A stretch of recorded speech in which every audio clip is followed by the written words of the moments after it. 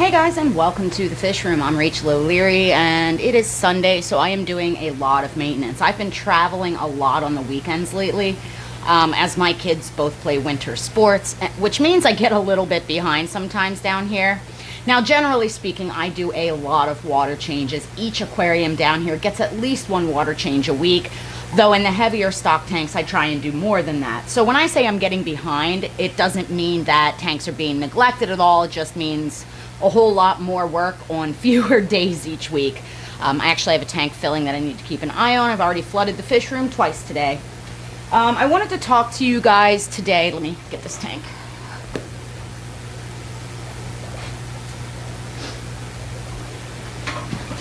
I wanted to talk to you guys today about how sometimes we have to make tough choices in our fish keeping hobby. And recently, as you guys know if you've been watching, I had a major tank disaster for the first time in my fish keeping career. I've never had a tank fail before, and the birthday tank loss was really devastating. That being said, I haven't been able to fully explore what's wrong, as my racks are side loading. We designed them to be modular in 4-foot sections. So if something like this happened, we just have to drain down all the tanks, pull it forward, and we can replace tanks. It took up a little bit less space than having them be front load, and I really liked the way they looked. That being said, I am stuck in the position right now where I have to drain 5 more aquariums in order to investigate what went really wrong with that 75. And because of that, it meant I had to rehome my baby pollies. I don't have another aquarium for them. I don't have any place safe to stash them. While I drain all these aquariums, because they're polypterous, they would absolutely eat any of the fish in my other aquariums or the shrimp. So I found a young man down in Maryland who has a 265-gallon polypterous tanks, as well as many size grow-outs specifically for his polypterous interests.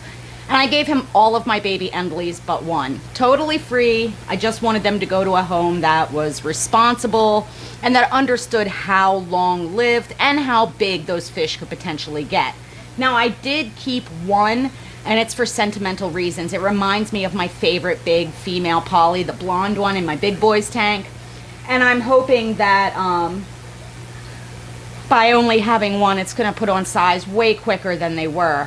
She also seems to be in very good shape, and right now is still in that 55. And the difference between having one and having, 6 is that I can drain this tank down to just a little bit of water, move it onto the floor, fill it back up, and that fish will be just fine because of all the dilution and it being a single fish. Now I'm hoping that they won't have to be on the floor for more than a couple days, but I have to buy a new 75-gallon or decide not to, as well as come up with a plan for the new racking system on that side of the fish room.